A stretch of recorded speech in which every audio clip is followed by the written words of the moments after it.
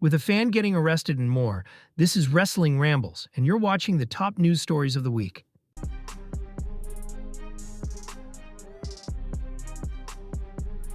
As Conor McGregor revealed that a boxing match with Logan Paul is in the works, the UFC star has now said this on X, TKO Group, UFC vs WWE. There is levels to this. A big sloppy novice is going to find out. TKO King title, biggest generator, king of numbers, streams, I hold every record, and I am coming back to KO this novice and rack in more numbers for the company.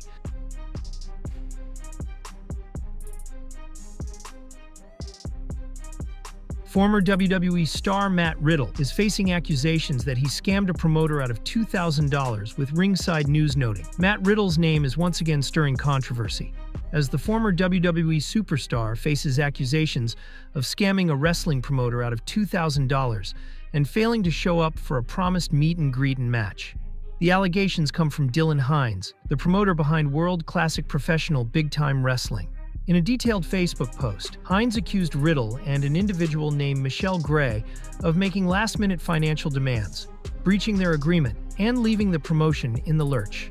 Hines explained, on Saturday morning, December 14th, at 6:32 a.m., an individual under the name of Michelle Gray reached out to me. She stated that for Matt Riddle to get on his flight, he'd need to receive $2,000. I woke up at 7:20 a.m. I attempted to call the individual to see if this was a scam or not.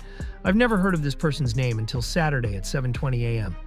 This individual refused to speak over the phone.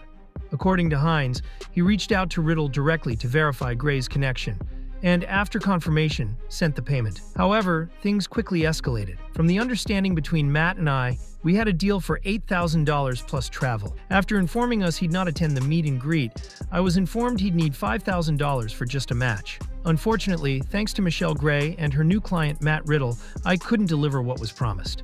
Hines further revealed that the agreement shifted mid-conversation, with Riddle allegedly demanding $10,000. $2,000 more than their original deal. The promoter expressed his frustration with Riddle's behavior and stated that the incident had caused financial damage to the event, including ticket and meet and greet sales.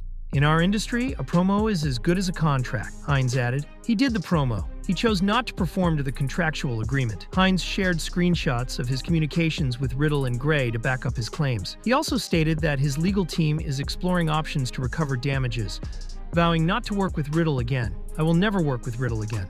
As with his career in the WWE, he's riddled with issues, he said.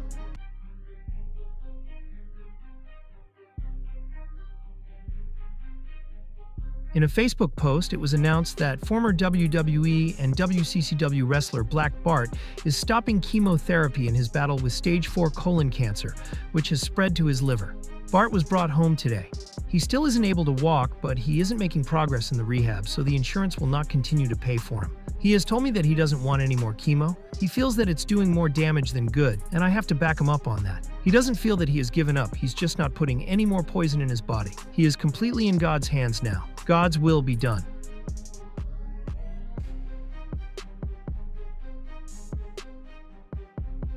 Recapping the situation with rumors of LA Knight being injured, Ringside News wrote that fans of LA Knight can breathe a sigh of relief. He's not injured after all. Despite Lucan's Wine and Spirits claiming the WWE superstar had to pull out of a December 17th meet and greet due to an injury, Fightful Select now reports that WWE denies the claim. According to sources, Knight was never injured, nor was he even approved for the appearance. The confusion stemmed from Lucan's Wine and Spirits announcing on social media, "While we're sad to announce that WWE superstar LA Knight is unable to attend the December 17th event due to injury, we've got great news. WWE superstar Braun Strowman has stepped up to replace him." However, WWE quickly clarified the situation behind the scenes. Knight's absence wasn't injury-related, he simply wasn't booked for the event in the first place. While fans initially worried about the severity of an alleged injury, this update puts those concerns to rest.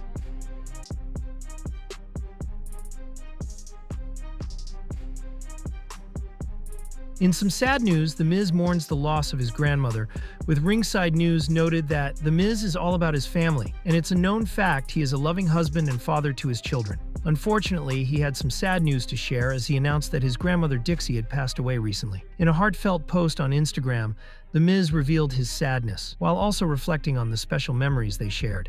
"Grandma Dixie, we love you and we'll miss you. Life is so precious. One day we're laughing, and the next, you're no longer with us."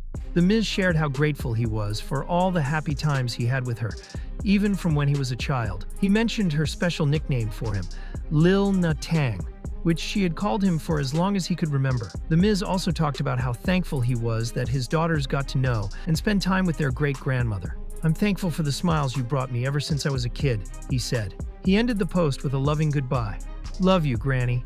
Rest in peace."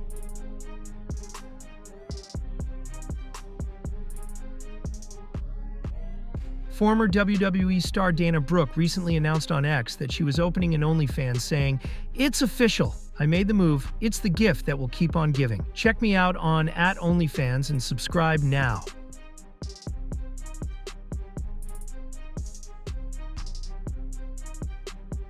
Speaking on news about AEW having to relocate, Ringside News noted that big changes are in store for AEW fans as the company is relocating one of its upcoming Collision tapings. Originally scheduled to take place at Broadbent Arena in Louisville, Kentucky, on Thursday, January 16th, AEW has now moved the event to the Brady Music Center in Cincinnati, Ohio, on the same date. The start time for the Cincinnati taping is still listed as to be determined, but ticket pre-sales are set to begin on December 26th, with general public sales starting December 30th, 2024. The Brady Music Center will also host a live edition of AEW Dynamite on January 15th, creating back-to-back nights of action in Cincinnati. This adjustment comes as AEW gears up for a busy stretch, including its final pay-per-view of the year, AEW World's End, on December 28th. Fans are eagerly anticipating how the changes will impact the shows, with Cincinnati fans now getting an extra night to see their favorite AEW stars live. Relocating events is always a challenge, but AEW seems committed to making this shift as seamless as possible. With tickets about to go on sale, fans should act fast to secure their seats for what's shaping up to be an exciting week in Cincinnati.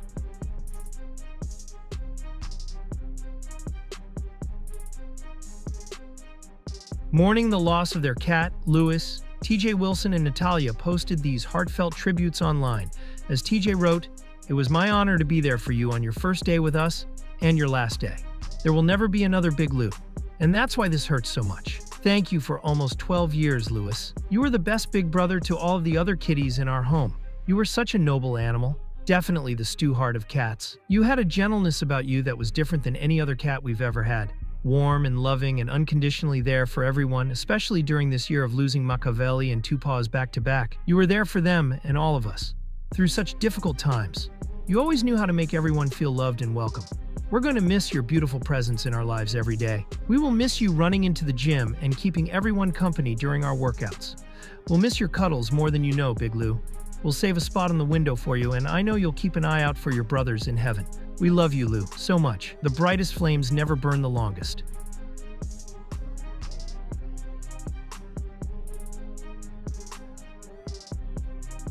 Taking to Instagram, Ric Flair dropped a cryptic message about betrayal and financial loss, with Ringside News stating Ric Flair doesn't hold back, and his latest social media post is proof. After sparking a frenzy with a cryptic Instagram message about betrayal and financial loss, the Nature Boy took to Twitter to clarify the situation. And it's not what fans thought. There seems to be some disconnect. This isn't about Wendy or anybody in my family. Shutting down speculation that the post referred to his daughter Charlotte Flair or his ex-wife Wendy Barlow. Instead, he revealed it's about a 20-year-old business deal gone wrong. "This is about a guy who owes me money from a business arrangement. 20 years ago, I mean literally a $2 million business deal," he explained. Flair admitted the situation still weighs on him. "I think about it every day," he shared, adding that people often jump to conclusions when it comes to his personal life. "People always assume that with me, it has something to do with a woman. In this case, it absolutely does not." Despite his frustration, Flair made it clear he won't name the individual. "I would drop his name, but then I would have another lawsuit. I already lost one to him because I couldn't afford to fight the insurance company." The post reveals a side of Flair fans rarely see, one where financial disputes linger long after the matches are over. Still, true to his style, the wrestling legend addressed the controversy head-on, giving fans a deeper look into the struggles that even icons like him face. Ric Flair's life is never short on drama, and his latest revelation proves the Nature Boy is still fighting battles outside the ring. While he's keeping the name of the alleged culprit under wraps, it's clear the betrayal still stings.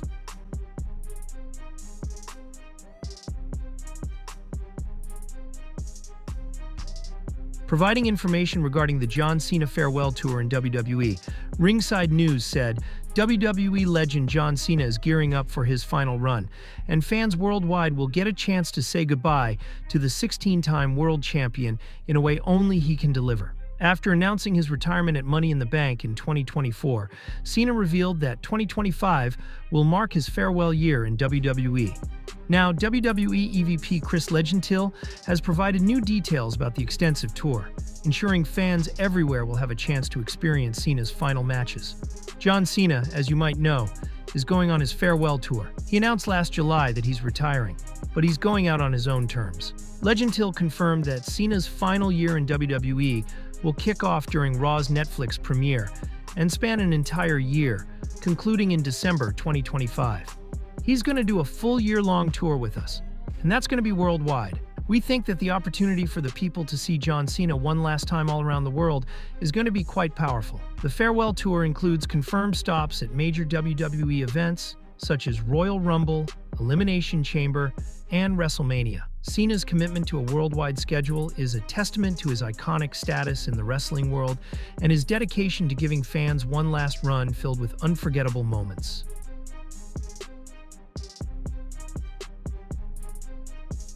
It was announced earlier today that wrestling legend Rey Mysterio Sr. has passed away at the age of 66, with Ringside News noted that the wrestling world is coming together to honor the life of Rey Mysterio Sr., a legend in lucha libre and the uncle of WWE Hall of Famer Rey Mysterio. The trailblazing luchador passed away on December 20th, 2024, at the age of 66, leaving behind a legacy that will forever influence the wrestling world. While Dominic Mysterio's understated black heart emoji tribute stirred emotions, it was his sister who delivered a heartfelt message that captured the profound family connection. Taking to Instagram stories, "Eternally grateful for you, Uncle. Without you, my dad wouldn't be the person or fighter he is today. Rest in peace, Uncle," she wrote.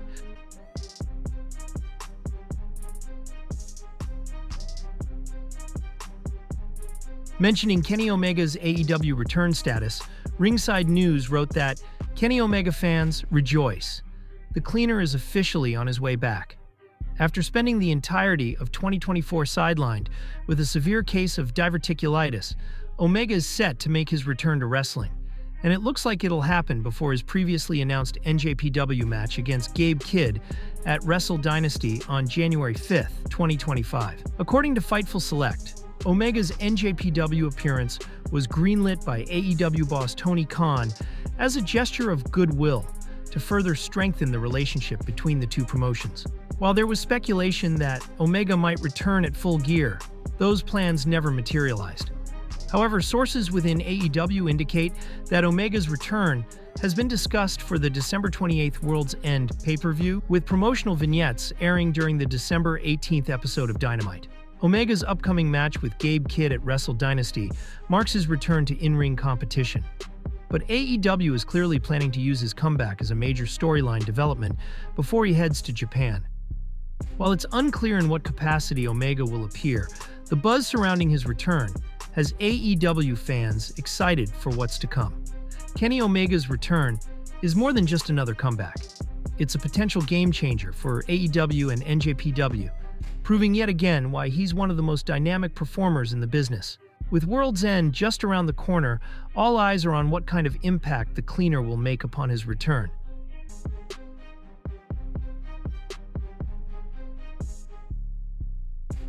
During the same interview, Maven told a story about the time he and Randy visited a tanning salon, saying, "We were in a tanning salon one time. I went in to pay, I'm getting to tanning, and Randy comes and grabs me one time.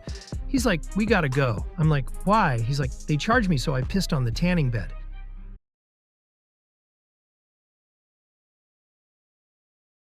A former WWE star has called out the company over unpaid video game royalties, with Ringside News noting that Shelly Martinez used to work as Ariel in WWE from 2005 to 2007, and fans mostly remember her during her time in ECW with Kevin Thorne. However, it appears she has claimed that WWE has not paid her royalties for using her likeness for a video game. While speaking to Ring the Bell, it was pointed out to Shelly Martinez that she was part of SmackDown vs. Raw 2008, as her entrance was part of the game. Martinez noted that she scanned for the game shortly after WrestleMania that year. However, after she was released from WWE, she noticed that while her entrance was included in the game, she wasn't credited or paid any royalties for it. Martinez shared her frustration, saying she wasn't compensated even though her likeness and signature entrance were used. She later got a letter from a lawyer's office stating that WWE owed her less than $100, but it wasn't clear if it was related to the game. Despite trying to follow up, she never got a response, and the issue remains unresolved. Martinez made it clear that she wants the $100 she is owed no matter what. Let me tell you the tea. After WrestleMania, they scanned me for the game. I was so excited, dude. I was so excited. I was like, this is so freaking cool. I'm going to have an action figure come out. I'm going to be in this game. I just went to WrestleMania. Even though there was drama backstage at WrestleMania, but whatever. When I got released and time went on, that game got released and people brought it to my attention. I received no credit or royalties from that. Now, I will say this. This is really weird. So I'm going to go ahead and put it out here, right here, exclusively on your show. A few months back, I got a letter from some attorney's office saying that WWE was trying to locate me because they owed me some money. It's not much, less than $100, so it's not a lot. But hey, tacos. They gave me until June to respond, so I wrote back with my new address. I heard nothing. Then I followed up and heard nothing again. So I don't know if maybe that's money owed to me from that game, but it seems like kind of a low number. Bottom line is you owe me money. I don't care if it's less than $100. I want my money so I can get tacos, cannabis, and vodka.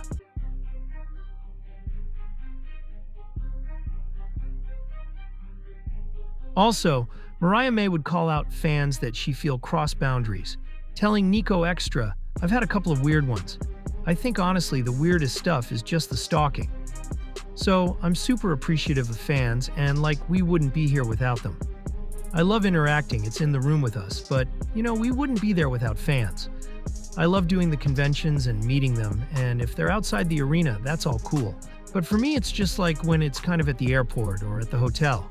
Like, if I'm getting to the hotel at 11:30 at night and you're walking into the hotel with me, I've had people walk to the elevators with me and stuff. And it's just, you know, with the greatest of respect, like, this is my little safe space.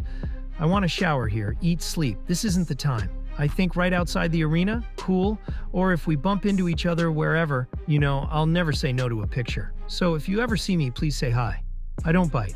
But yeah, I think it's just when it kind of crosses a personal boundary.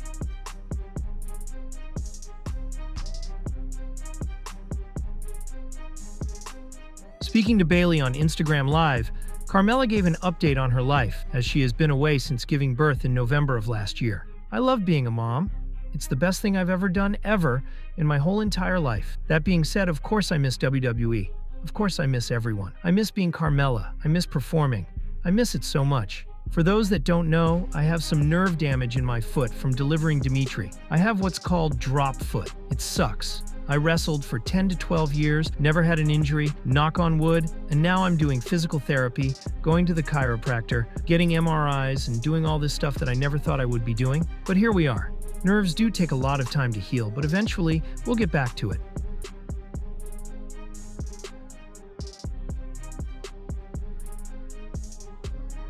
Revealing how Nikki Bella is dealing with her recent divorce, Ringside News wrote that Nikki Garcia is getting real about the emotional toll of her split from Dancing with the Stars pro Artem Chigvintsev. The former WWE superstar, whom wrestled as Nikki Bella, broke her silence on The Nikki and Bree Show podcast, sharing raw reflections on how she's coping post-divorce. In our strongest moments, we definitely have then super weak moments, Nikki admitted on the December 15th episode. We just have to figure out how we get through that. What do we do and who do we need to lean on? Nikki's comments come just weeks after settling the divorce and mutually dropping restraining orders with Artem. Their separation followed a turbulent few months that included allegations from both sides and Artem's arrest in August for suspected domestic violence, a charge that was ultimately dropped. I've had bad things happen to me. It made me really sit and be like, why have all these things happened to me? But what I've realized now is when things come my way and they're not right or they're bad, I'm going to sit and try to find the beauty in it and the learning lesson. Nikki's mindset, she explained, has been about asking herself, what tool from life am I supposed to take from here to conquer this and overcome it to make my path brighter and better? Disconnecting, Nikki revealed, has been her saving grace through the emotional roller coaster. I think what was the best for me was the disconnecting from so much, she said. To have been doing the work for so many years leading up that helped prep me and give me a great foundation. Despite the pain, Nikki ended with an empowering message to her fans, encouraging them to recognize their inner strength. I just want you to know that you are so much stronger than you think. And that was the news for today. Thank you for watching, and I'll see you next time.